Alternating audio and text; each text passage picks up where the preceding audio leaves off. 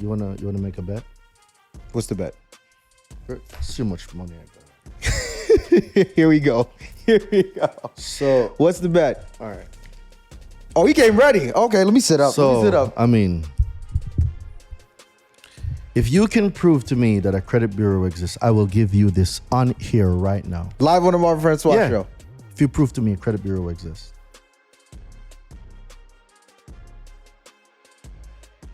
If you're a new entrepreneur struggling to get your business funded, this video is for you. What's going on, family? My name is Marvin Francois, and just a couple of years ago, I was actually a new entrepreneur trying to build my first successful business. Now, fast forward to today, I've been able to do much more than that, scaling multiple six-figure businesses, leveraging business credit, and now I want to teach other entrepreneurs how they could do the same. So this Thursday, I'm going to be hosting my free Bankroll Your Business Masterclass, where I'm going to be teaching you how to access business funding regardless of your situation. If you have bad credit, I'm going to teach you how to fix it. If you have no credit, I'm going to teach you how to build it. And if you don't know which banks to go to, I'm going to give you my secret business funding sequence that's going to get you a minimum of $50,000 in business funding. Now look, this may sound too good to be true, but the reality is it isn't. Slots are moving fast and time is running out. So if you haven't already, click the link above or below this video to secure your seat, and I'll see you on class on Thursday. Peace. Ladies and gentlemen, welcome back to another episode of the Marvin Francois Show, your number one source for all things business, finance, and investing. And today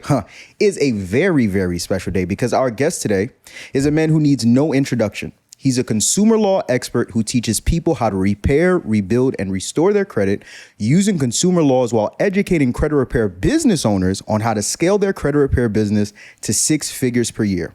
And if you fall into either of those categories, this episode is for you because less than a month from today, he'll be hosting the nation's leading conference for consumers and credit repair professionals from September 29th to October 1st in Atlanta, Georgia, the Credit Summit. If you're looking to erase credit worries, elevate your credit score, and empower yourself to unlock financial opportunities, this will be the place to be. But until then, our guest today is going to be doing all that and more on today's episode. He's a staple of the show, a friend of the program. I'm here with the one, the only, Mr. Durain Delavante. What's going on, family? How are you? A lot of people cannot surprise me. Yeah. Bruh. How are you, bro? All right, drop some fire in the chat. Just drop some fire in the chat. Dude. My guy. Wow. Hey, man. If I'm not getting better every episode, I'm doing something wrong. If I'm not getting better every episode, I'm doing something wrong, bro. How are you? It takes a lot for someone to surprise me. Hey, man. I had to roll out the red carpet. You're, like I said, staple of the show, friend of the program. You provided so much value over the years, and I had to roll out the red carpet for you. How are you, family? I am great. Even better now that I'm speaking to you. Every day is the best day of my life. My guy. You just made my whole day, bro. I appreciate it. Man, Golly. Well, if the intro did that, I hope these questions do even more because we about to get into it, bro. Man, I mean, it goes without saying, I love having you on. I know everyone on the platform, on my platform and on your respective platform, love seeing us come together because it's a banger after a banger after a banger after a banger. And I'm extremely excited to have you back. What's been going on with you, man? Obviously, first off, I mean, your branding is always A1 from day one, but you coming in here just like the credit general. What's going on, bro? How's everything going with you? It's been extremely well. Life has been amazing. Millions, Marvin. We've hit millions of people that we're helping. Right. There's videos that's doing over 1 million views combined, 800,000 views. 500, like it's going crazy. A lot of people are waking up, and it's crazy when we came up with this about 2.5 years ago or so. Mm-hmm.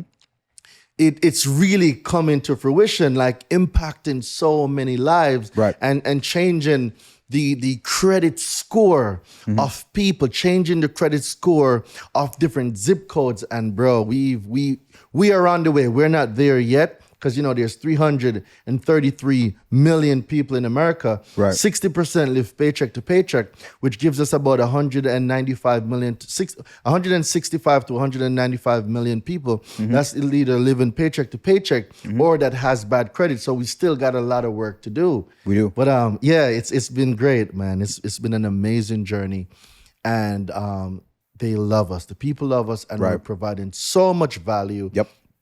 And the cool thing about what we do as a collective is always providing the resource that they can go and do their own research and see what we're speaking about. So yeah, man, I commend you tremendously. You've been doing an amazing job. Man, I appreciate it. And it makes it a lot easier for me to do my job when I'm sitting next to high level entrepreneurs like yourself that provide value and is literally freeing. And we don't just use that term hyperbolically, literally freeing consumers from a lot of the things that they're dealing with in their day to day that's holding them back from empowering themselves financially and accessing the credit scores that they need to take their lifestyle and their family's lifestyle to another level. And I'm going to be very transparent with you, right? From our last interview, I've actually been paying closer and closer attention to the CFPB website. And you know this because, I mean, you eat, sleep, and breathe this. I didn't know that it almost seems like every other day, if not every other week, the CFPB is suing another company for predatory lending practices, bro. It is crazy. I wanted to talk about one in particular because, like I said, I've been following it closely. And there was one in particular that happened back in July that I wanted to, I'm sure you probably already know about it, but apparently the CFPB, and I want to make sure I'm getting this correctly, they ordered Bank of America. You're laughing because you already know. $250 million in fees for a lot of their improper practices that included double dipping on customers' overdraft fees, withholding bonuses from credit card holders, and using customers' personal information without them knowing to open bank accounts without their knowledge, right? Having the consumer law master on here and you specializing in freeing people from situations like this, I'm curious, whether it be banks and mortgage companies or just financial institutions in general, hearing news like this, either whether I was on the receiving end of something like this from Bank of America or if I wasn't, if I'm a consumer that's watching this and I hear this news coming to me, how can I as a consumer protect myself against practices such as these? Well, the first thing is if you have a Bank of America account, and let's say within the last year or 2 years, could be 3, you had late payments, you had these fees, these junk fees, these overdraft fees and stuff, or you have anything negative on your credit that came as a result of Bank of America. Well, this lawsuit that the CFPB initiated with Bank of America, this is an opportunity for you to use that information to clean your consumer report up where Bank of America accounts are concerned. So it's important to learn, okay, what's going on in society. Bank of America, it's a real thing, right? 150 million, I believe, is going to the consumers, and then 100 million is going towards the CFPB. Oh, you on top of it? Are you? Yeah. I read a lot of it, Yeah. and it's going to bring us into the next one. I'm not sure if you have it on your card, but Wells Fargo, and we need to talk about that too. I actually didn't know about Wells Fargo. Well, It's you can 3.7 billion. break that down. So I'm gonna go into that in a minute. Okay. So going back to the credit summit, right? So the credit summit is a conference for consumers and credit repair business owners. So what you just spoke about with Bank of America, how is that important? Well, we need to learn how to use what is going on. So it's not fair for the consumer that never missed a payment, but the institution applied a missed payment fraudulently, Right. or they're being charged late payment fees for an account that they weren't late on. Because if late payment fees are being charged, it simply means that, quote unquote, there's a late payment somewhere. Right. But the consumer was not late. But if you don't know consumer laws, how are you going to address these issues? Are we going to be sending out goodwill letters, begging these corporations, please forgive me, I was never late? We're not doing that anymore. That is like so 10 years ago. Right? So now, how do you, from a position of power, from a position of power as a consumer, take charge of the information that is there because it's not hidden? Anybody can go on the CFPB website. Just open Google, because I'm sure everybody got a cell phone. Open Google, go onto the CFPB website, go and see what is there. You will be surprised. There are lawsuits going out for collection companies, subprime lending companies. There's so many lawsuits going on. So all you got to do as a consumer is, okay, which one of these companies are on my consumer report? Okay, I noticed I have Wells Fargo account, there's Bank of America, and these collection agencies. Okay, what is the CFPB saying about them? Okay, how can I use consumer laws to get these items deleted from my report?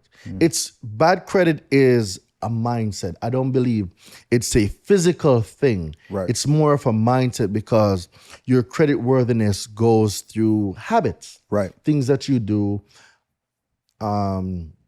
your ability to pay back, let's say, a line of credit that was extended to you, right? So we need to break out of the bad credit mindset. And once, as a collective, as a group, we break out of the bad credit mindset, then we now talk about, okay, how do we change the credit score for zip codes? Because if you notice, all right, let's look at a few things, right? Riots. You will never see riots in a 700 or 800 credit score neighborhood. Okay. It's not going to happen. People in those zip codes, they want to go out with their families. They want to go on trips. They're working corporate America or they have their business. They want to spend time with their family. They want to go shopping. Right. 500 credit score neighborhoods, these are where the riots are. Right. People that think that they don't have enough. It's not that they don't have enough. They don't have the right information. Right. Information is currency. And we've been taught that wealth is money. It's not. It's information. Using that information to elevate oneself to a different way of thinking. The real wealth lies in the mind. So I went on that tangent to say, can the consumer repair, rebuild, restore their own credit? Yes. Can they use what's going on with these lawsuits now to get negative items deleted from their credit? The answer is yes. Where do you want to learn it? Come to the Credit Summit. It's for you anyway. It is your summit. So why not invest in yourself, in your own education, where you can use the information to change your zip code? I wouldn't want to be stuck in a neighborhood, let's say a 500 credit score neighborhood that I know that is next to it. Like, this is all you can tell. Check cash in place. Payday loan. No, I want you to think about it. Right. It sounds funny, and this isn't me coming after anybody, Right. but I really want y'all to think about it. Payday loans, right? A whole lot of car dealership offering known credit check, or furniture stores, known credit required. You know what I'm talking about? Right. Payday loans, check cash in places. Why do we need check cash in places? Because our people don't have bank accounts. That's the only reason why you need a check cash in, because that direct deposit can't hit. Because if it hits, somebody else is gone with your money. So they know the problem that people with bad credit is facing, and what they do now, they insert themselves in these communities. So you're okay paying a $5 fee or a $10 fee or $15 fee to clear the check. But what if we got in the habit of paying back those lines of credit that were extended to us, right? We start working on our credit rating, our credit capacity, our standard of living, our mode of living, our character. Right. And we demonstrate the ability to pay back. What does that do? Well, if I decide now that I want to go get a first-time home buyer's loan, I can get it, right? Because I believe now with FHA, I think, and don't quote me on this, but I think at 580, you can qualify for a FHA home loan, right? You got your phone on you? I don't. If I could use yours. Let's see. Where is my phone? Because it's important that we look this stuff up. So let's see what the minimum credit score is for a FHA home loan. So let's look at it. Where's Google? And guys, pull your phone out. Like, this is where I want this to be a family thing. Right. This episode, watch it on a Friday night with your whole family. Don't be watching all of those stuff on TV that's not doing anything for you. So this is where we go to what credit score, or what's the minimum credit score? What's the minimum? Y'all know I got a high school diploma, right? Minimum credit score needed for FHA. All right, so let's see what it's saying. What's the minimum credit score? Yeah, what's the minimum credit score for FHA? The answer is 580. FHA loan requires a minimum credit score. If you want to put 3.5% down, the minimum credit score for FHA loan is 580. So this is where I'm going with this. FHA gives us an opportunity to enter the game with a low credit score. It's not where you are, it's where you're going to be. And it's not how you fall down, it's how you get up. The issue is if you stay down when you fall down, then we have a problem, right? So if FHA is saying with 3.5% down and a minimum of 580 credit score, you can get approved for being a first-time home buyer. Well, what can we do with that? All right. FHA has another loan that a lot of people don't know about. It's called the FHA 203K loan. I'm not sure if you've ever heard of it. I haven't. Talk about that. So it's a family of the FHA loan, right? And what this does, it gives the consumer the ability to have rehab capabilities built into the loan.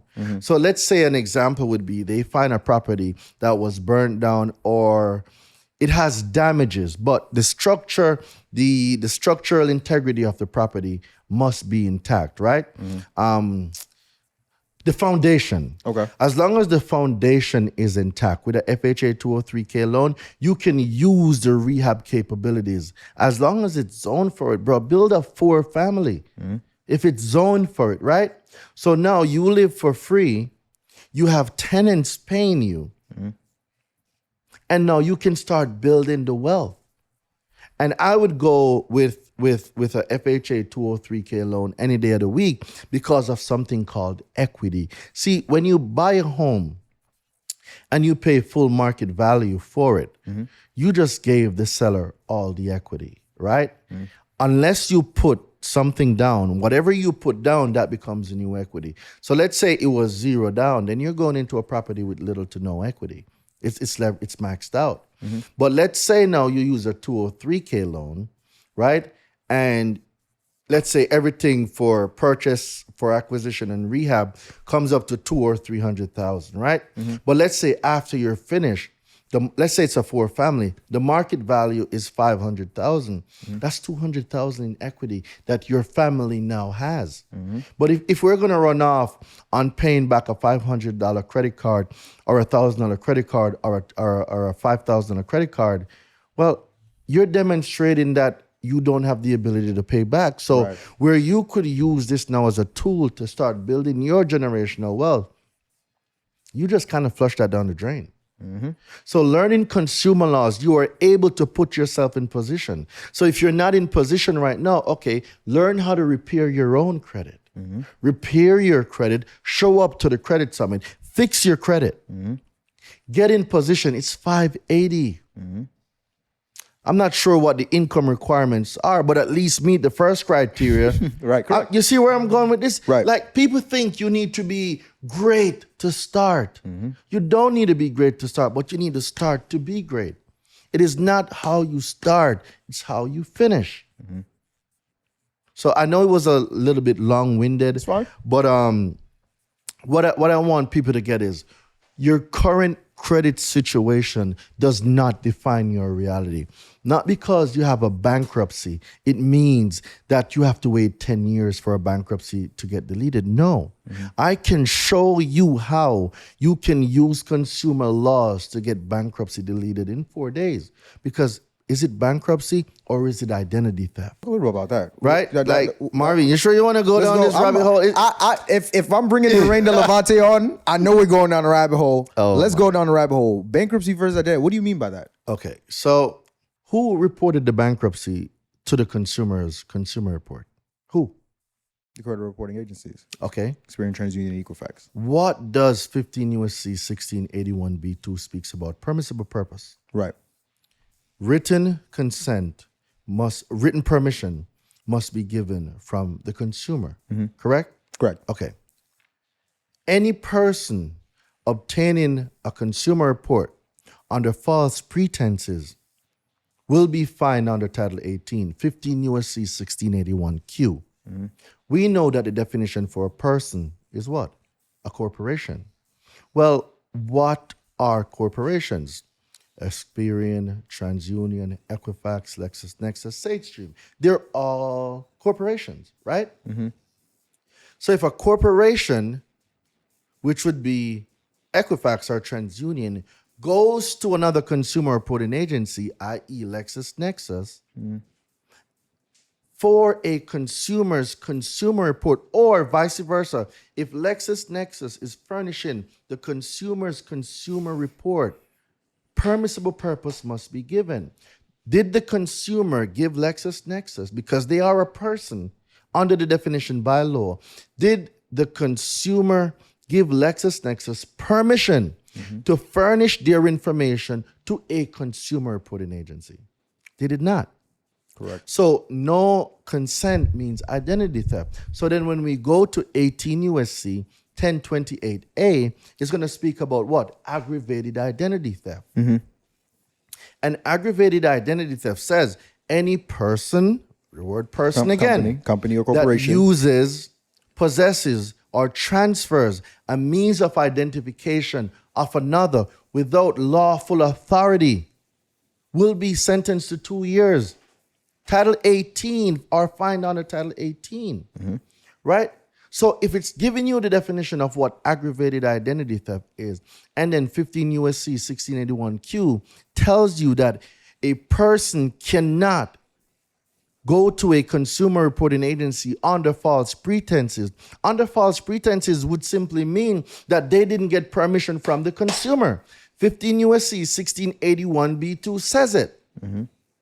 Right? And a disclosure does not suffice for legitimate business reason. It is said so in the new permissible purpose law. right? So now, knowing all of that, what does 15 USC 1681C2 says? Blocking of information that resulted from an alleged identity theft. Within 4 days of receiving the information, a consumer reporting agency must block the information. So is it really bankruptcy or is it identity theft? Right. We're not saying the bankruptcy never happened.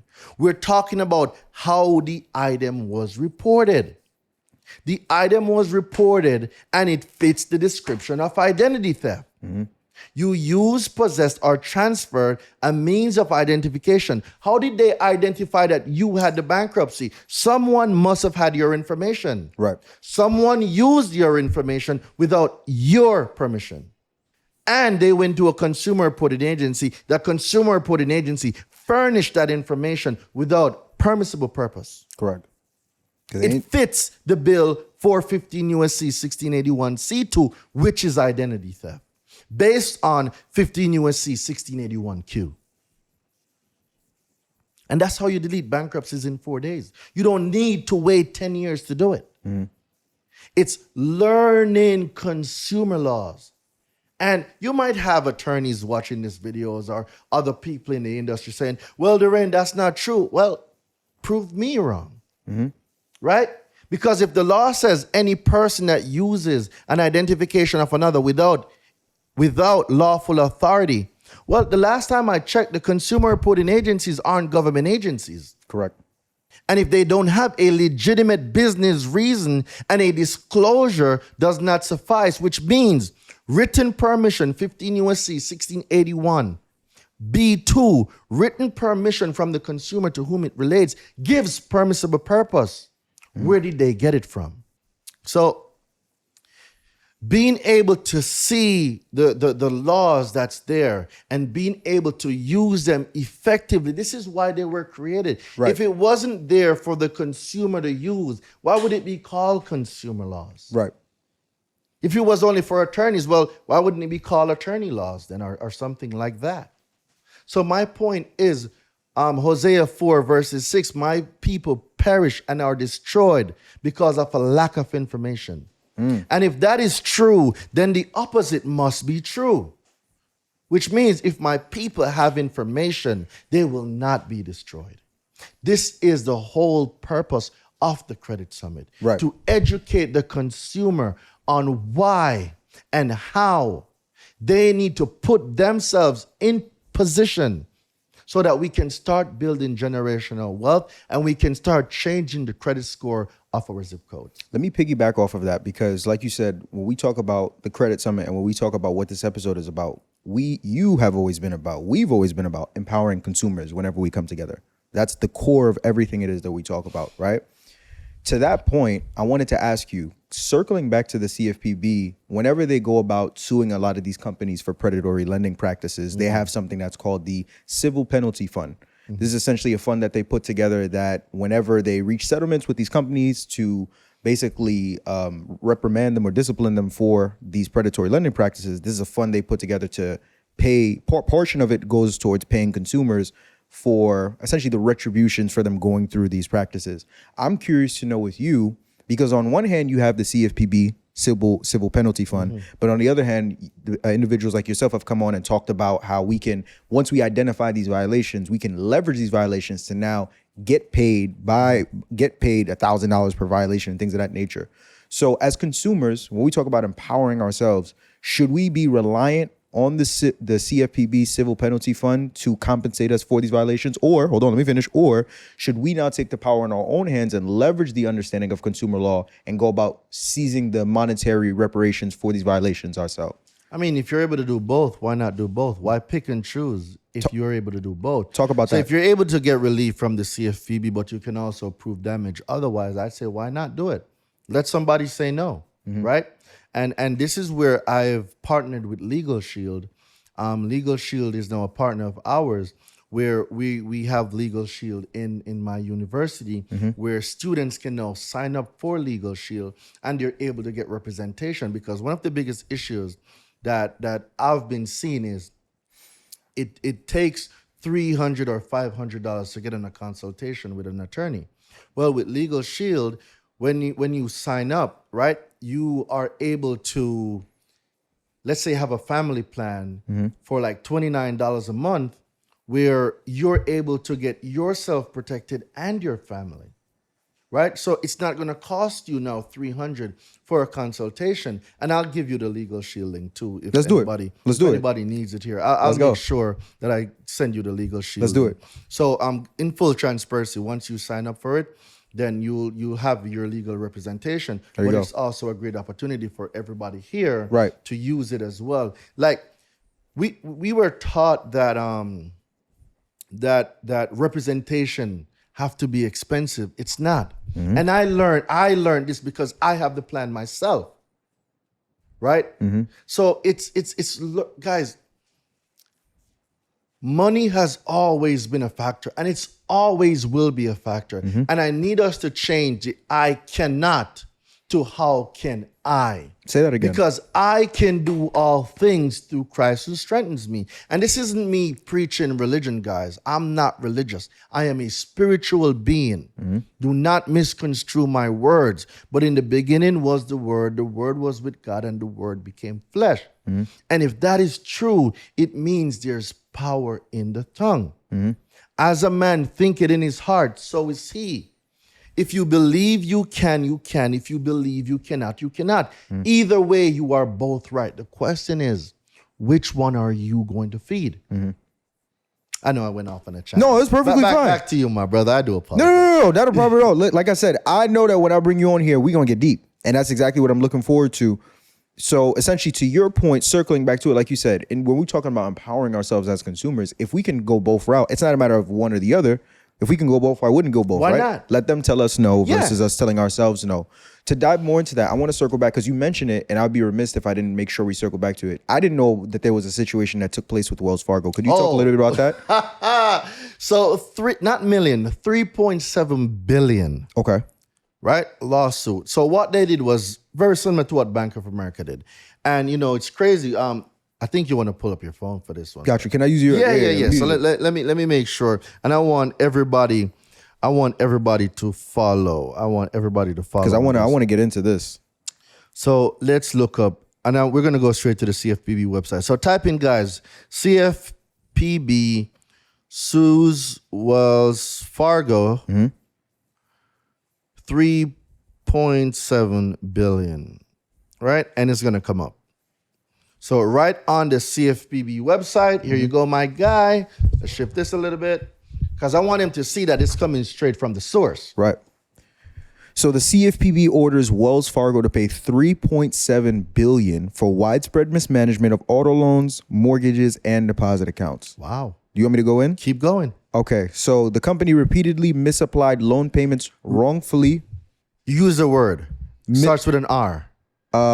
Repeatedly. There you go. Not one time, Right. not two time. Over and over. Repeatedly. Correct. But I'll just be quiet. Go ahead, brother. Company misapplied loan payments, wrongfully foreclosed on homes, which is crazy. Wrongfully foreclosed. So that means families were kicked out of their homes. Right. Wrongfully. But, the rain only gets excited for no reason. Right. And there's not a reason that we're doing this right now. But go ahead, brother. Wrongfully foreclosed on homes and illegally repossessed vehicles. Illegally took away families' means of transportation. Right. Okay, keep going. Incorrectly assessed fees and interest. Hold up. Yep. If fees are being incorrectly assessed, it means that your state usury laws that govern the amount of interest rate that you pay, maximum allowed to pay, it sounds like that was being done over the usury limit. But not only that, if late payments or mispayments were applied, it simply means with late payments, because if you ever read the terms and agreement of the credit card agreements, in there it says that if you miss payments, they can adjust the interest rates. Right. And not only the interest rates were adjusted, but late fees were also charged. But continue. I'm just getting excited for no reason at all. Charge surprise overdraft fees. Really? Okay. What do we know about overdraft fees? It's always between $25 to $35. Correct. Multiply that by 16 million people, and you can see how much. So, hold on. Do the math. Let's do the math. So let's do 60 Go million. to the calculator. Let me go to the calculator. 16 million times 35. But remember, it's late fees and overdraft fees. Those are two separate fees. Okay. So we're going to do 16 million times 35. So 35, which is normally overdraft fees. That's 560 million in overdraft fees. Yeah. Okay, but I'm just getting excited for no reason at all. Go ahead, brother. You want me to keep reading? Yes, please. Okay, I got you. All right. To your point, along with other illegal activity affecting over 16 million consumer accounts. Now they have the actual article. Do you want me to read the article? I mean, it's going to take a long time. They can go read it. We just gave them the source. Got you. But you see the point that I'm getting at. Right. And when a consumer... Do you want to hold it? Yeah. And when a consumer disputes something, right, they're getting stalled letters saying, yep, oh, your credit is our number one concern. How is it your number one concern when you repeatedly kick people out of their homes, fraudulently taking the possession of the home, fraudulently repossessing their means of transportation, fraudulently applying mispayments to hike up the interest rate, late payment fees, overdraft fees. But these same corporations are saying that your credit is our number one concern. How does that even make sense? How? It doesn't. The question is, what are you going to do about it? You're going to either become the victim or learn how to defend yourself. So we can have the victim mentality. Oh, my car was repossessed by Bank of America. Oh, my car was repossessed by Wells Fargo. Okay. Or you could go to thecreditsummit.com, get your tickets, learn how to evaluate a repossession, learn how to stop foreclosures, learn how to get late payments deleted, and take your power back and get the credit score you deserve based on an accurate consumer report. I'm just saying. Listen, if you're an entrepreneur struggling to get funding because of your bad credit, then this video is for you. You see, I understand that when banks deny businesses for funding, they're not just denying businesses the capital they need, but they're also denying business owners the resources that they need to build the business of their dreams. And as a business owner, I've seen this happen over and over and over and over again, but I want you to know that there's a solution. Because here at Takeoff Financial, we've helped countless entrepreneurs just like you go from having poor personal credit and not being able to access funding to having perfect personal credit that they were able to leverage to access 5 to 6 figures in funding, and we want you to be the next one. So click the link above or below this video to secure your free consultation, and we'll see you on the other side of success, family. Let's dive more into that because when we talk about this Wells Fargo situation, and like I said, the name of the game is not the name of the game, but the core of what we're doing is empowering consumers. We saw talk about repossessions, talk about foreclosures, things of that nature. The average consumer, they have a car note, they have a mortgage, and they have some, miscellaneous credit card debt. I want to start off first, and I'm very excited to talk about this. I want to start off first talking about the home loan. right? Which one? Not one in specific, just mortgages in general, because I've been watching you very closely, seeing a lot of what you've talked about from the last credit summit going into this one. And there's something you said that made my ears perk up. And I said, if I brought you on here, I know where you're going with this, but I'll let you finish. Where essentially you've been talking a lot about mortgage fraud. Okay. And essentially how a mortgage shouldn't even be on your credit report to begin with. Can we not talk a little bit? necessarily saying that a mortgage shouldn't be on there, right? A mortgage can be on there if the consumer gave permission for it to be on there. Okay. Right? And where you find this is 15 USC 6802, where it speaks about the disclosures, 3 disclosures that a consumer is supposed to get. Okay. Right? And without these 3 disclosures, you cannot report the item to the consumer report, because these 3 disclosures must be given to the consumer. And in that law, 15 USC 6802, B, it gives the consumer the opportunity to opt out. Can we dive into what those disclosures are? Yeah. Let's do it. Let's pull it up. All right. So when you go to, and you can take your phones out, ladies and gentlemen, because I want you guys to follow me here. 15 USC 6802, right?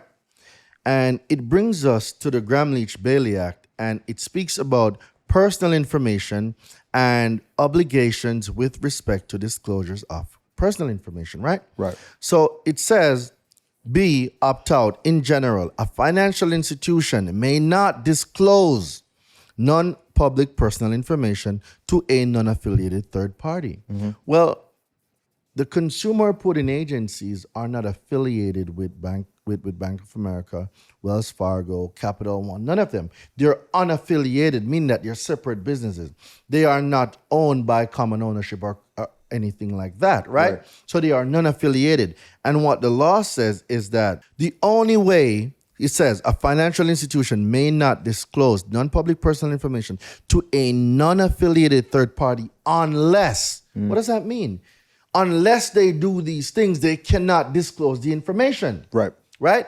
So the first thing says, such financial institution clearly and conspicuously discloses to the consumer in writing or in electronic form or other form permitted by the regulations prescribed under Section 6804 of this title that such information may be disclosed. So they must tell you that, Marvin, we are going to report your information. Right?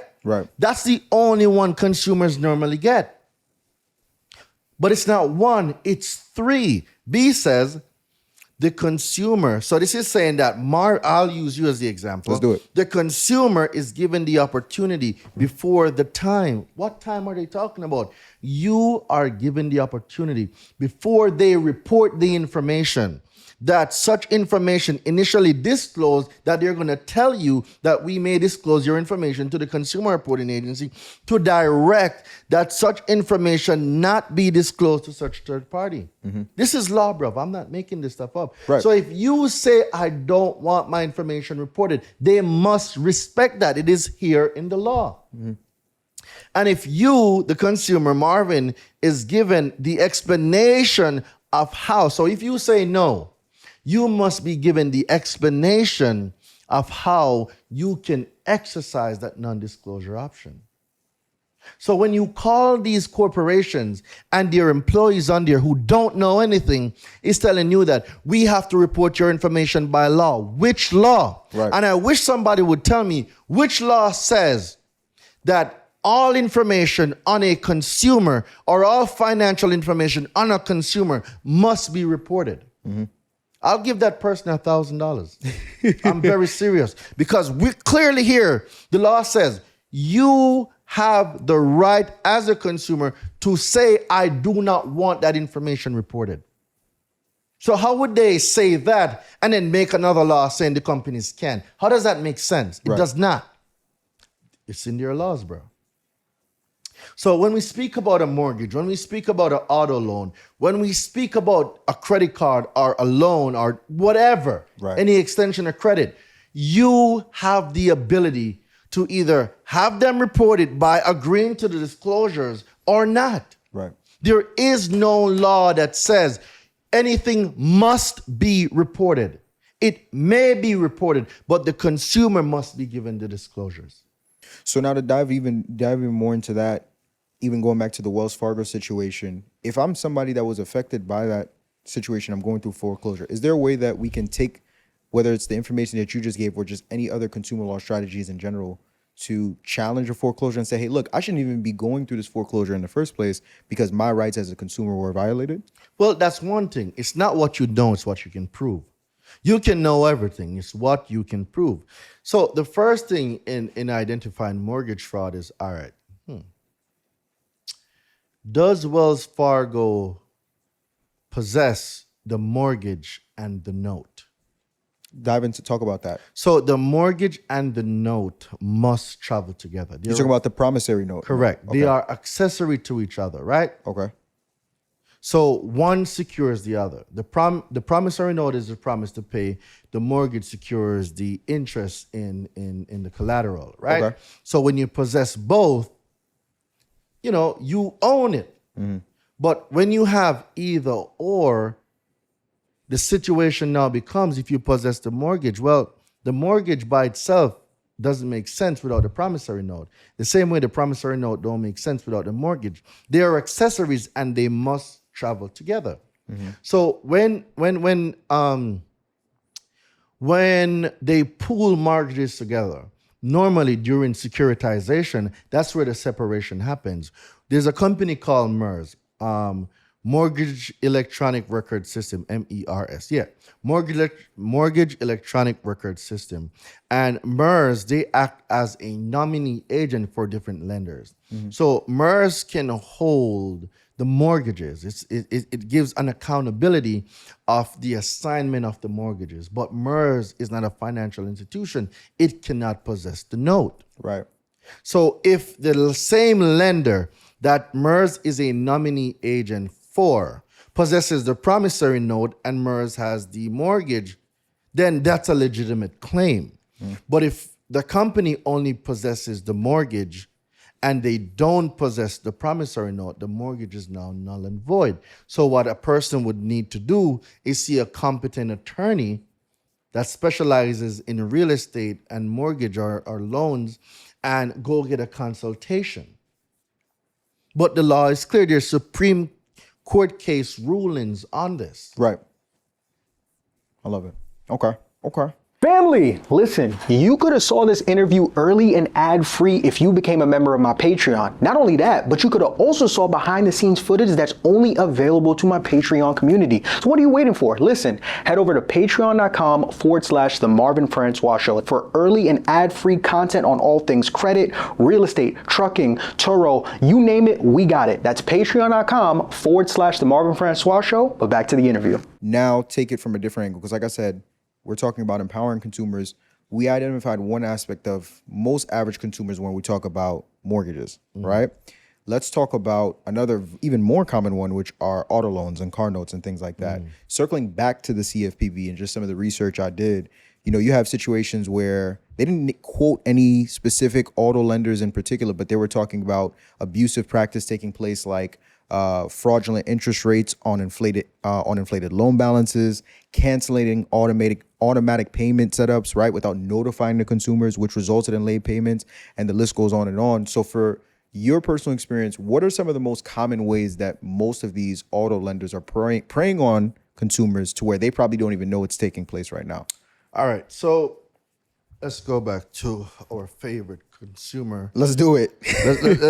Let's go back to Cornell Law and let's go to Truth in Lending, right? Let's go. So 15 USC 1605. Let's go to where the finance charges.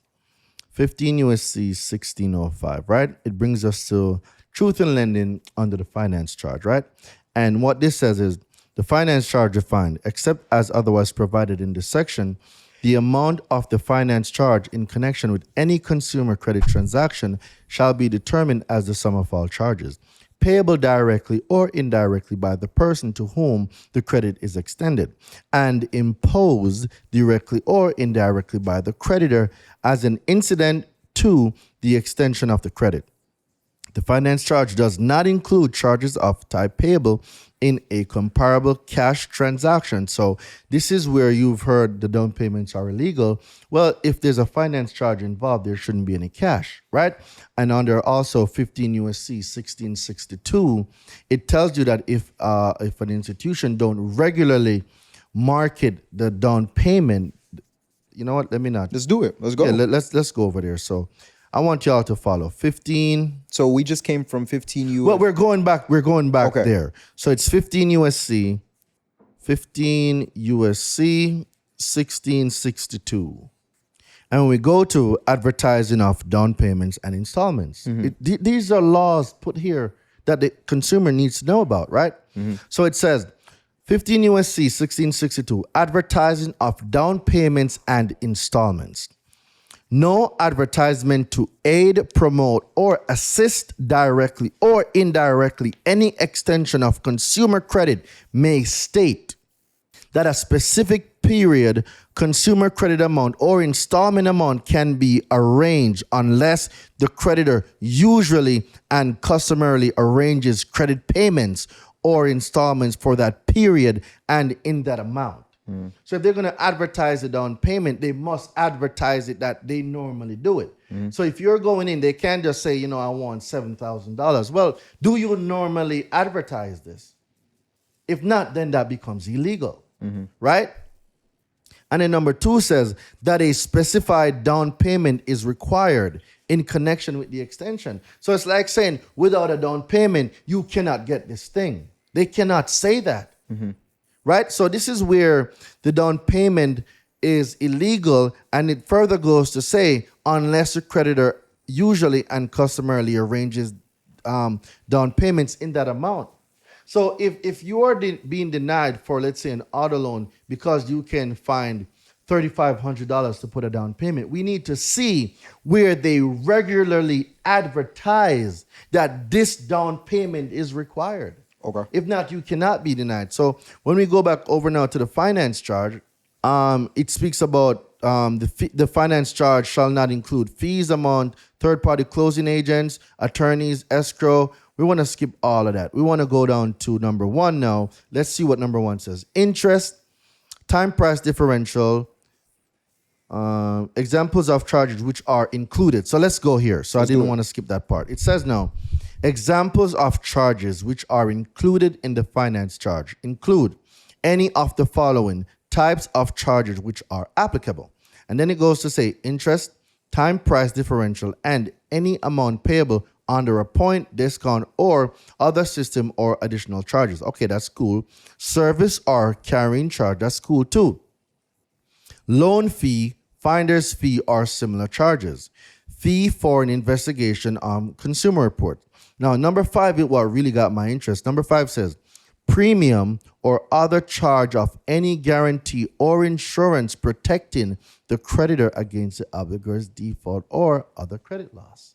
So in the finance charge, there is an insurance policy that, number 5, that protects the lender. Right. In the event the obligor, which is the consumer, defaults on that loan, right? Correct. So now that's insurance money they just got paid, right? Crazy. But they're still going to hit the consumer with a what? A late payment. All right, cool. Late payment leads to what? Higher interest rate. Mind you, they were already subprime already. Right. And chances are it could be over that state usury law, right? So now we're talking about exceeding the state usury law, got hit with a late payment fee, now got hit with a higher interest rate due to that late payment. Then we're going to talk about them selling the account now to a collections and then hitting the consumer with a charge off. Crazy. They just got paid four times, bro. Right. Bad credit is one of the biggest business in America. So it's not, they can make so much more money dishing out subprime loans. It's just disgusting. So if they know that this is where they can make the most money, do you really think they're going to stop doing that? Right. Banks primary interests are not the consumers. They're in a business of making money, like any business. Right. The consumer's business should be, I need to know what I need to know so I can protect myself.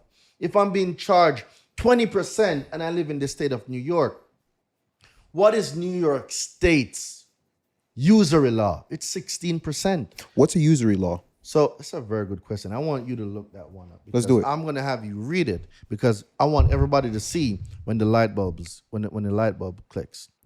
Because I want to make sure I'm on point too. I'm a consumer too. USU usury law defined or definition. Let's do it. See, I was going to spell it wrong. I didn't even know it was spelled this way. All right, so I can read it? Yeah. So when we talk about usury, so usury is interest that a lender charges a borrower at a rate above the lawful ceiling on such charges. A contract upon the loan of money with an illegally high interest rate as a condition of the loan. What's that word? I heard illegally somewhere. Illegally high interest rate as a condition of the loan. Keep going or stop? So that's one. If it's illegal, there's nothing legal about it, Correct. right? So press back. Bank? No, back. Okay. And then when you at the top, you're gonna see Investopedia, right? Yep. It gives you like a summary of it. So you Yeah. want to read that summary just for So context? what are usury laws? Usury laws are regulations governing the amount of interest that can be charged on a loan. Correct. Each state has its own usury law. Right. So right now we're in the state of Georgia. Right. So I want you to go into Google and I Let's do want it. you to put in Georgia state usury law. Georgia state usury. Yeah. So usury laws limit the interest rate amount a lender can charge. In Georgia, a licensed lender cannot charge more than 10% interest on a loan of $3,000 or less. How much? More than a 10% interest on a loan of $3,000 or less. So you see, now go to Florida. Go to Florida state usury law. So Florida State usury law. state usury law. Here we go. All right. So for Georgia, I see that a rate above 25% and less than 45% is a misdemeanor, while a rate above 45% is a third degree felony on one website. Let me see. Did you find Florida? Yeah, I'm looking for Florida. I'm looking at Florida right now. What's the usury limit in Florida? I see 18%. 18%. Yeah. So if they charge over 18%, It's it's illegal. illegal. Correct. So you see where I'm going with this? Right. Different states have their own usury law. So you as a consumer, chances are you're probably a victim of subprime lending and you don't even know it. Wow. You probably don't even know that your state usury law caps you at a certain amount, and then what that lender is charging you is now illegal and you've exceeded that usury law. Right. For everybody here that's active duty military, there's a law called the SCRA, Civil Service Relief Act. Civil Service, yeah, I think that's what it is. Okay. Relief Act. And for active duty military personnel, you're capped at a maximum of 6%. But I'm sure right now there's people that's watching that's active duty military and you are paying more than 6%. The SCRA protects you. And they don't even know it. They don't even know it. They don't even know it. Go ahead, bro. But do you want me to keep? No, Okay. back to the next question. Here you go. No, just put it on there. We'll more than likely use it. So again. now let's dive a little bit more. So diving more into the car situation, like I said, because I'm thinking about all the different angles for which most of the biggest problems that consumers are dealing with. Now, when we talk about the auto loan side of things, dive me deeper into that. We mentioned repossessions. One thing that I've heard you talk about, and I really want to dive into, could you talk a little bit about when it comes to repossessions, what is a breach of peace? Okay. Because a lot of people who have gone through this process have also been on the receiving end of that and probably don't even know. Can we talk a little bit about that? So when we talk about a breach of peace, let's talk about repossessions, right? Yep. And repossessions, give me a minute. Let me get some more. Dude, you good? Let's go. Yes, for those of you who don't know, and that's new to the show, I drink with my pinky up.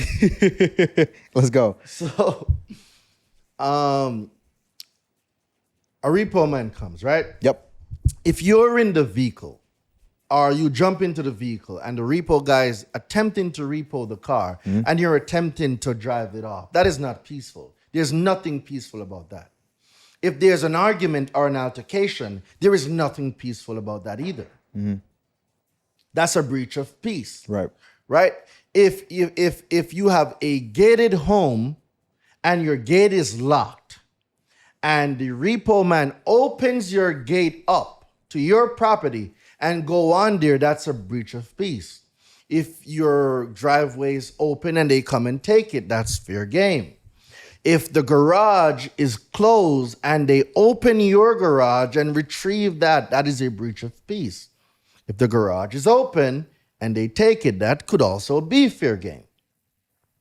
So the breach of peace is so important. If they're going to take it, they take it. There was no altercation. Boom, that's cool. But if there's an argument or any verbal altercation, it could be a fight. It could be them trying to drive off. That's not a peaceful repossession anymore. And if they still repo the vehicle, that's the first breach of peace. I want to switch gears here a little bit. I want to talk about something because not normally I'm very big on the wording that a lot of people use when we talk about consumer law and credit and things of that nature. Naturally, whenever people talk about consumer law, when people talk about credit, and we look at Experian, we look at TransUnion, and we look at Equifax, a lot of people refer to these companies as credit bureaus. I've heard you go on record to say that there's no such thing as a credit bureau. Could you talk a little bit about that and what you mean by that? All right. So the first thing is I'd like to, you wanna make a bet? What's the bet? It's too much money I got. Here we go. Here we go. So What's the bet? all right. Oh, he came ready. Okay, let me sit up. So let me sit up. I mean, if you can prove to me that a credit bureau exists, I will give you this on here right now. Live on the Marvin Francois show. If you prove to me a credit bureau exists. Oh my goodness. But you have to be able to match me if I can prove otherwise. Talk to Talk to me. Okay. Break down. So $4,000 right now, cash. Break down, because I don't have the information. You have the information. So that's not even a bet I'm willing to take. Does a credit bureau exist, yes or no? A credit bureau exists in the person's mind that believe that it exists. Okay. So when you go to the Fair Credit Reporting Act, right? 15 USC 1681. And you go to 1681A, which is definition, rules, and construct.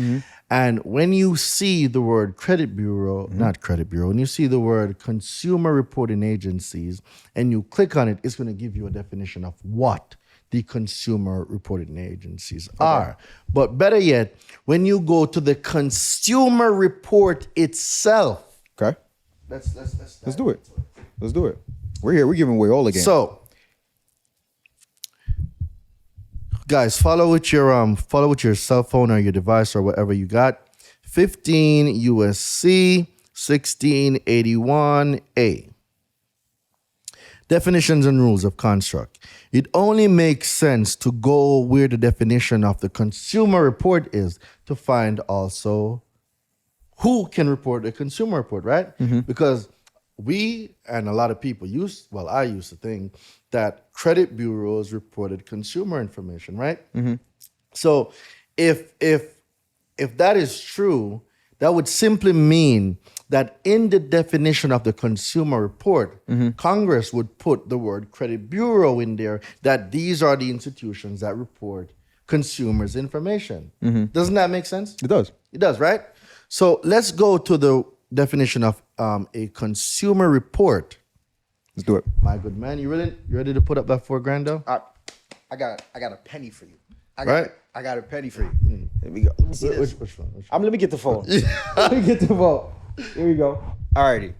So where I'm reading from D? Just the consumer report. Let's find out the definition of a consumer So report. the term consumer report, and let me know when to stop, means any written, oral, or other communication of any information by a consumer reporting agency. By a what? Consumer reporting agency. Well, if credit bureaus existed, shouldn't it be by a credit bureau?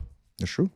But what word is there? reporting agency, a consumer reporting agency. So you want to click on a consumer reporting agency so we can see what a consumer reporting agency is. Maybe I'm wrong. Maybe credit bureau is in their definition. Right. But let's go find out, shall we? Let's dive into consumer reporting agency, right? So when it says consumer reporting agency, the term consumer reporting agency means any person which for monetary fees, dues, or on a cooperative non-profit basis regularly engages in whole or in part the practice of assembling or evaluating consumer credit information or other information on consumers for the purpose of furnishing consumer reports to third parties, and which uses any means or facility of interstate commerce for the purpose of preparing or furnishing consumer reports. I didn't see credit bureau anywhere. So after reading who they are right. and what they do, would you conclude that a credit bureau exists? Based off this definition, no. But now, where does that term come from if it doesn't exist here? So there's a term called double speaking. Okay. Let's do it. Let's go. Man, bro, Let's go. You're sure you want? Let's dive. Cool. Let's dive into it. Y'all better be writing these words down, you know. All right. Y'all better be writing these down. And the term is double speaking? Double speaking. Okay. Double speaking is when you say one thing but you mean another. Okay. Like, for instance, credit bureau. That's double speaking. Credit bureaus don't exist. Okay. But they use the word credit bureau to psychologically tie you to a bureau. Who do we know that are bureaus? Government agencies. So subconsciously, if you know that a government agency is a bureau and they say they are credit bureaus, then we start associating them by default with government institutions. Right. People fear the government. That's a level of fear, psychological fear. So now if you dispute with a consumer reporting agency and they say verified or validated, you're going to think that there's nothing you can do anymore because a quote unquote government agency says so. When all that really happened was you were deceived by double speaking. Legalese. Why can't we just have contracts in regular plain language so everybody can comprehend? Why do we need someone else to interpret words that are put in on a contract? Double speaking. Because an implication of a word that you think could mean something when it means something else. Like if we say to the regular person, what does the word person mean? They're going to say, oh, you know, it's you and me. It's the natural person.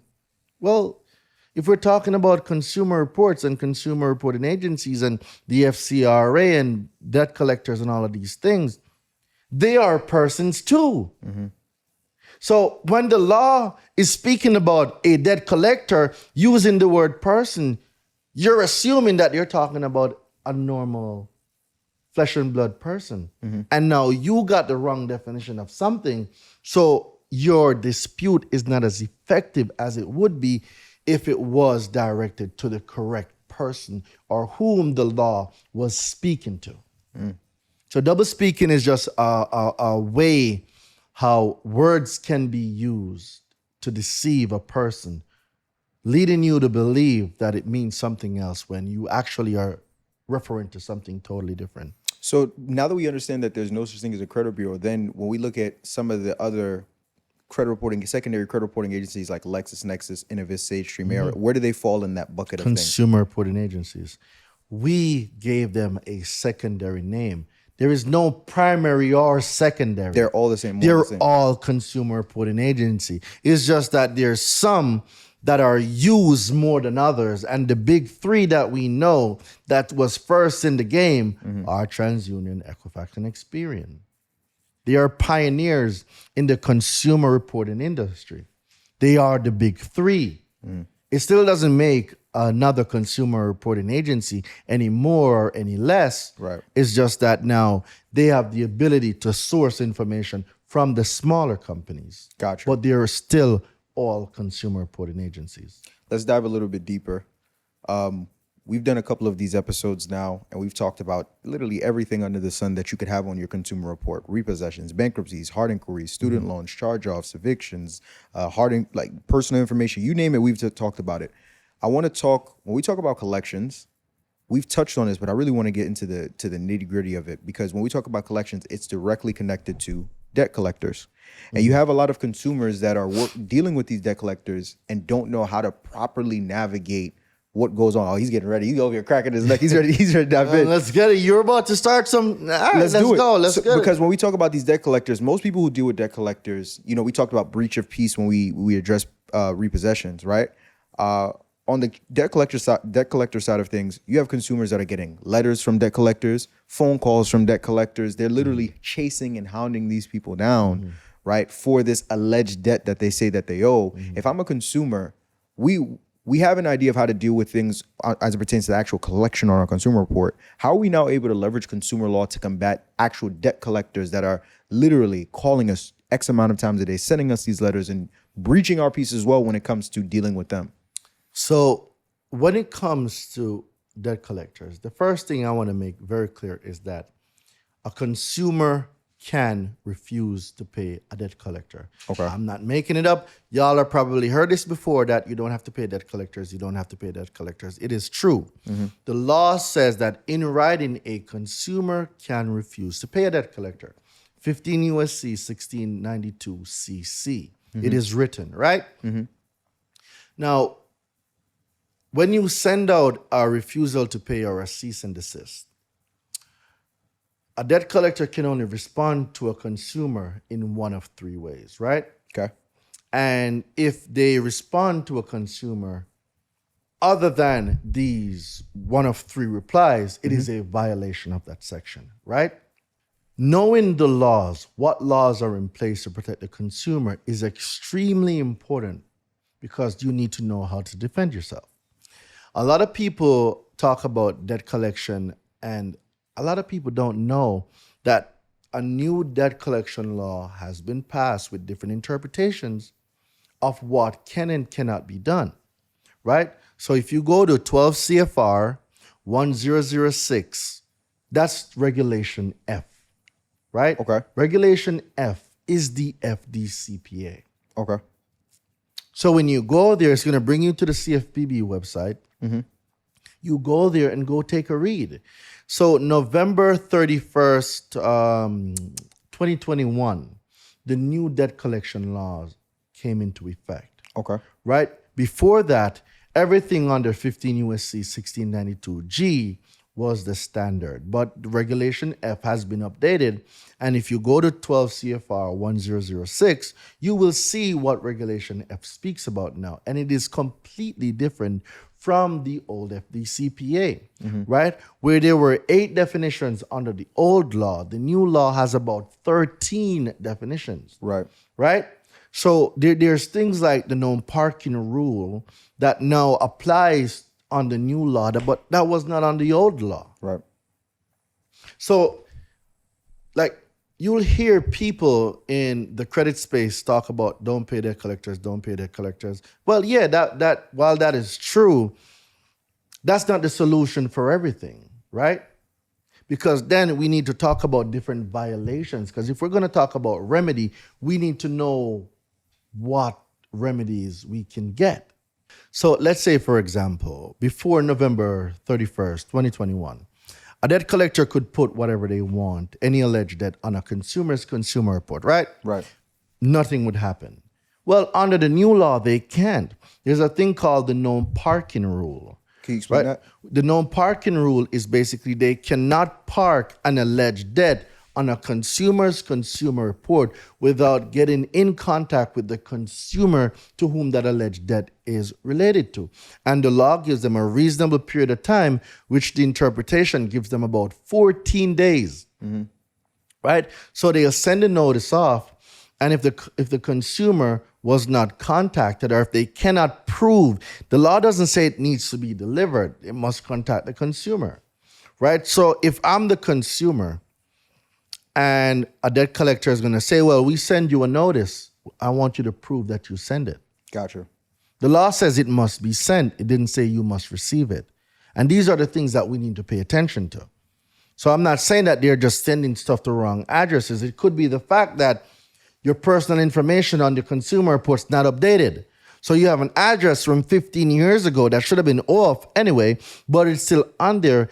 Or the alleged creditor that they bought the debt from or got the assignment from has outdated information, and that address they sent it to, but then you moved from New York to California. You didn't get it. So there's so many different factors when it comes to debt collection. It's not I'm just going to send out a cease and desist and that's going to solve everything. No. What's supposed to happen after you send out a cease and desist? Right. A lot of people don't know. True. But this is where the education comes in. You have to be willing to be invested in your own education, because what? Hosea 4:6, my people are destroyed because of a lack of information. So if we now become the educated consumer, well, by default, you're going to start making educated decisions, make educated choices. So if you want to be the best at something, I'm not saying that every consumer is going to be a credit specialist or a credit repair guru, but be the credit specialist for yourself. It's your report. Right. So the debt collection now, and even the validation process, it is different. It requires a certain amount of disclosures now. Okay. And when you send in a notice for validation, it's not the same as saying, give me a notice for validation of debt per SON 12 CFR 1006.34C. Because the regular consumer and what other people are saying online is, validate this debt. Okay, it's validated. You just told them to validate the debt. They told you it's validated. Then what? They gave you what you asked for. Then what? They don't know. So be careful who you're taking information from. Everything that I tell you, go double check it. Do not execute on nothing I say unless you go and look it up. Right. So if I'm saying to a debt collector, I want a notice for validations of debt per SON 12 CFR 1006.34C, I am very specific as to what I want you to send. Anything else I don't want, keep it. Don't send me no payment history. Don't send me no assignment contract. Don't send me what I asked you for. Stop stalling. The law is specific as to what is needed for a notice for validations of debt. Send that to me. Thank you very much. There you go.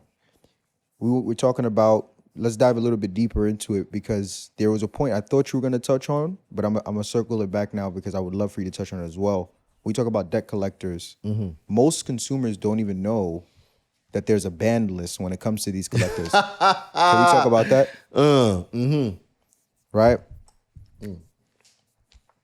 Oh, you came ready today. I do research.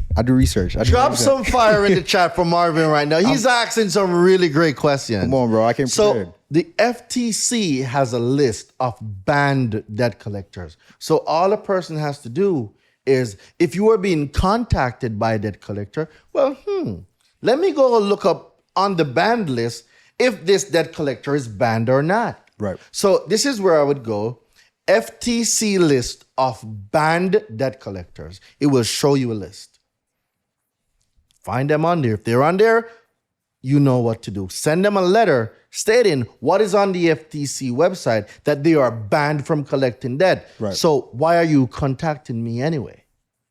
But debt collectors will know that items have past statute of limitations, are approaching the statute of limitations. They'll know that they're not even legally able to collect on these debts, but because consumers don't know consumer laws, they collect anyway. They don't know when an item has passed the statute of limitations. They don't know that a debt collector could be banned. So if they don't know these things and which they're banking on, they can collect. The consumer's job is to protect your hard-earned money. You're the one clocking in for 8 hours. You're the one doing double shifts. Right. You're the one doing 3 to 6 overtime. And because someone say, is this the rain? You owe us money. I'm just going to just take that portion of my life that I just sacrificed for and just hand it to you? No. Can't happen. You, at what point, and I'm talking to you, at what point are you held accountable? Are you just gonna give your hard-earned money away to anybody that comes and say, oh, you owe us an alleged debt? Or are you going to put the time in to find out if this person have a legal or valid claim? Right. At some point, you have to be held accountable. And I'm talking about you, because it is your money. You work for it. You should not be so quick to depart with it. I just don't think you should be. Diving in a little bit deeper into that, we talked about just some of the different ways that we can deal with debt collectors, and I mentioned collections before. Is our approach to dealing with debt collectors, because some people who don't have the information, who didn't know better, fell victim to a lot of these predatory lending practices, went ahead and they made payment on that $1,000, $2,000, $3,000 collection. Is our approach to how we deal with collections and how we deal with debt collectors vary when we have made payment on that collections versus if we haven't? Not necessarily. You don't know what you don't know. But Okay. when you know better, you do better, right? Right. So depending on what agreements y'all have, that dictates how y'all are gonna go. But excuse me, despite the agreement, fraud is fraud. Illegal activities are illegal activities. It's not what you know, it's what you can prove. So even though you decided that you paid or you're going to pay a collections, and you now come in contact or you now know information that changes your whole perception of what you thought before. So now you notice that the debt has expired. And when I say an expiration of the debt, it simply means that each state has what is called a statute of limitations for a creditor or a debt collector to collect on an alleged debt. New York, it's 3 years. Before it was 6, now it's 3. So in that 3 years, if that 3 years pass and you didn't collect, and you're gonna come to me at 3.5 years trying to collect, you cannot. The law says that you had 3 years to collect on this alleged debt. You cannot anymore. Right. So now the statute of limitations has passed for you to collect on that debt. There you go. There you go. Okay. I want to switch gears here one more time. We've made mention of it a couple of times throughout this episode. I want to talk about it as we begin to close things out, because I know it's super duper important. The Credit Summit. September 29th to October 1st, right here in Atlanta, Georgia, where we are recording this episode from, where essentially you, Mr. Durain Delavante, you're bringing out the biggest and the best names within the credit space to come out and empower consumers and also empower credit repair company owners as well. For starters, let's take a couple of steps back. Where exactly did this idea for the Credit Summit come from? Because this is our first time seeing something like this ever.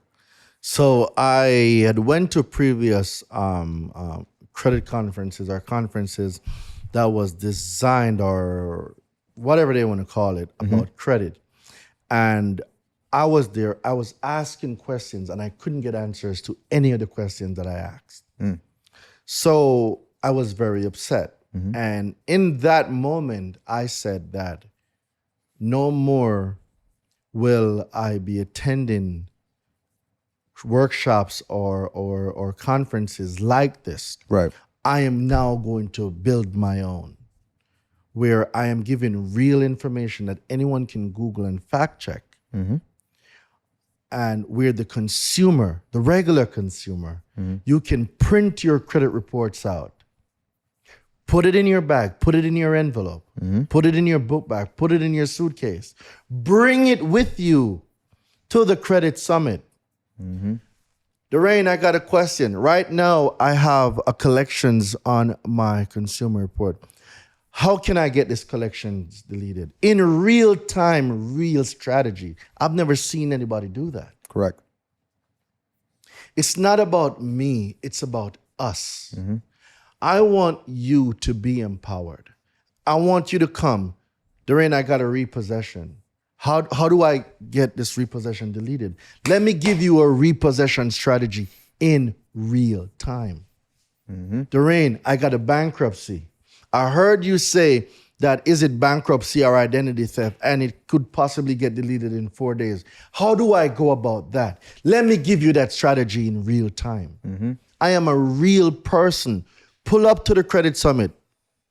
Marvin's going to be there. I am going to be there. Right? I am going to be there. Like, so we're real people Facts. that you can talk to. You can take pictures with. You can make videos. We're real people. And like, we've fallen behind the 8 ball for so long because of information that we thought we didn't have. It's not that we didn't have the information. The information was there. We just didn't know where to look. Right. But how long will we use that I don't know or no one taught me this as an excuse to have bad credit, to live in a 500 credit score zip code, to be a victim of subprime lending, to keep going to the check cash in place when all we need to do is go to check systems and find out what information check systems got on us so we can start opening up bank accounts, so we can clean up these collections and these late payments, so we can go get funding. So we can get our credit scores above a 580, so we can go get a home loan and move out of an apartment. When do we say enough is enough? And it's time for me to bring my family to an event where I have a 10 or a 13-year-old. Darain, I have a 10 or a 13-year-old right now, and I want to start working on their credit. What can we do? Well, you can put them on as an authorized user. Let's open some secured accounts if the institutions allow you to, right? Instead of giving the kids allowances every month, how about we get a secured credit card? Whatever that allowance will be now, we use that allowance to fund the credit card. They use that credit card. So now you're teaching them how to use it and pay it back monthly. And this is the amount of your allowance. You cannot exceed this limit. We start teaching them now, okay, what is a due date? What is the reportment or the statement date? What's the difference between the two, right? So now that I paid back, when will this be available for me to use? What is proper utilization? If I have $300 on the secured card, if I use $100 or $150, what percentage of the utilization is being affected? So we start teaching them about the factors of FICO. Right. We know that there's different FICO score. FICO score for a bank card score, a mortgage score. There is the FICO 8, the FICO 9, FICO 10, FICO 10T, FICO 2, FICO 5, and I believe FICO 4. Right. What are these? Well, on FICO's website, they tell you what these are. So if we know FICO is the industry standard, let's go learn some stuff over there, right? So the Credit Summit is where you need to be. Bring your family, bring Mama Dukes, right? Bring the uncles, bring the aunts. Information will change your whole perception. It will even... Information is so impactful that you can develop a whole new paradigm with the right information. Right. A whole new perception, a whole new way of looking at yourself. So this is why, Marvin, the Credit Summit is so important. It is for us as a group, as a people, to start changing the credit score of our zip codes so we can be qualified for more lines of credit, for bigger lines of credit. I want to dive more into that because I have, like I said, I've been watching a lot of what you've been doing much closer than usual. And to a point that you just made, I see that this is the second credit summit that Correct. you've done, you're getting ready to do. Correct. And I'm noticing that for this credit summit, you've been very intentional about branding it as a family event in comparison to the first one, right? So with the first one, you know, obviously I wasn't there, but I saw the highlights, I saw the advertising, I saw the promotion, and, you know, I saw the turnout. Of course, it was mainly people who are 20, 30, 40, 50 and beyond. But for this one, you've been very, very strategic and very intentional about saying, hey, this is a family event. I don't just want people who are 20 and up. Bring your 10-year-olds, your 13-year-olds, your 15-year-olds, and so forth and so on. Why has that been such a big thing for you in comparison from the first credit summit going into this one? Was it something that took place at the first credit summit that made you go, okay, no, we have to take a bit of a different direction this time around? Is it something that's transpired in general from then until now? Talk to me a little bit more about that. So the first one, families came in. I remember a mom, she had 2 daughters. She brought the daughters in. Okay. Probably 3, one was 3 and maybe one was 8. Okay. And a lot of times, a lot of people are saying, conferences are not for kids. Right. And they have nowhere to leave the kids and stuff like that. But in addition to that, the main thing I've heard is, Darain, I wasn't taught this growing up. Right. Nobody. So how do we change that? Right. If you weren't taught this growing up, how do we change this? We have the kids now immersed in the environment so they can start learning about credit, so they can start reading about financial literacy. Right. So how do we change the next generation? We need to educate them. So, And what better way to do it than us learning as a family? When you get uncle's credit right, you get auntie's credit right, we go work on grandma's credit. And now as a family with good credit, our buying power has just increased. So now, what if each member of that family decides to go get a FHA 203K home loan, and then everybody got a 4 family? There's 5 of us, and let's say everybody is over 25. Let's just use that as an example, right? And they have the income to match, right? And there's 5 of them, and each person gets a first-time home loan with a FHA 203K or whatever construction loan they want to get or whatever. And now each of them have 4 units each. As a family, you see how now It's over. they have just exponentially started the growth of their family wealth. This is what the Credit Summit is about. right. How can we use a tool that is credit to start our generational wealth machine? We're going to talk about trusts. We're going to talk about life insurance policies. We're going to talk about all the things that we can put in place right now to start building generational wealth. I'm getting my trust and my life insurances set up right now. I love it. Because it's a vehicle to use to generational wealth. Right. Why not me? Right. Why should I wait on my child to solve the issue of bad credit in our family? Why? Why should I pass on bad debt, bad information, a bad zip code where credit is concerned to my child? Right. No. How do we break it? It starts with you. Why not me? That's what I said to myself. Why not me? There you go. Listen, my brother, it's always a pleasure every time I get a chance to bring you on here. It's been legendary episode after legendary episode after. I think we're on. I don't think it's like 6 or 7. At this I don't point, even know. listen. The real. When somebody asks me how many episodes have I done with Darain Delevante, the answer is always going to be not enough because there's still so much more game that we have to give. I'm excited for the Credit Summit. I know you're of course excited for the Credit Summit as well, and I'm excited to be a part of it.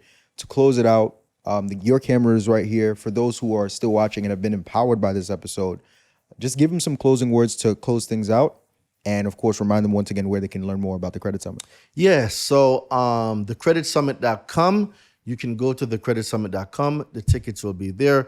But, this is Marvin's channel. I want y'all to use the link below. Yep. Because I want Marvin to know how many of his people, because we're family now. Yep. We ain't strangers no more. Not even close. How many people from here came to the Credit Summit? Because we're going to ask. Yep. And everybody that came from this episode, I want y'all to stand up at the Credit Summit because I want to know that we are making an impact and we are creating a new mindset and we're sparking a different type of fire. Right. So that the excuses of I don't know become a thing of the past. Yes, sir. And what we want people to say is, how can I? Right? Let's move from I cannot to how can I, because I will ask for y'all at the Credit Summit. And DorrainDeLevante.com. You can go to my website, Dorian DeLevante, on YouTube, Dorian DeLevante, on Instagram, anything Dorian DeLevante, just go look it up. All the links are going to be down here in the description. But most of all, guys, I want you to give a big shout out to Marvin, and I want y'all to drop some fire in the chat. and I know I'm being real. Like, he really has impacted so many people. And while we're alive, let's give each other our flowers while we're alive. Let's not wait until something happens. You know, Marvin was a great guy. No, he's a great guy now. Here's your flowers, bro. I appreciate it. You're a great guy. So let's do that. Yep. Let's get into the habit of appreciating each other. Yep. And most importantly, for those of you that are coming to the Credit Summit, just drop Credit Summit in the chat, or I'm going to be there. Yep. Like, we want to know that what we're doing makes sense. Because if it doesn't make sense, it doesn't matter what we're doing. Right. If it's not beneficial for you, it makes no sense. Right. All right? So my parting words are, the greatest investment you will ever make is an investment in yourself. And whether you believe you can or you believe you cannot, either way, you are both right. The question is, which one are you going to feed? I was, and I still am, my greatest investment. You are too. The question is, do you believe that you are your greatest investment? Drop the word Credit Summit in the chat. We'll see you at the Credit Summit. Back over to you, brother. My brother, I appreciate you. And I appreciate you guys even more. Listen, if you haven't already, the link will be in the description. The Credit Summit, September 29th to October 1st, here in Atlanta, Georgia, hosted by Dorian DeLevante. I will be there along with every and any big name from the credit space that you could think of. But if you haven't already, what are you doing? Listen, take a second, take a minute, take an hour out of your day right here, right now. Not just slap a like button, but also subscribe to the channel for future episodes just like this, and head over to thecreditsummit.com using the link in the description to secure your seats. And when you do, come back to this episode and put the word Credit Summit in the comments so we know to expect to see you there. But as always, ladies and gentlemen, I'm Marvin Francois. That's my guy, Mr. Dorian DeLevante. Let's go. Y'all have been good. We've been great. This has been amazing. And as always, thank you and God bless. Peace. Let's get it.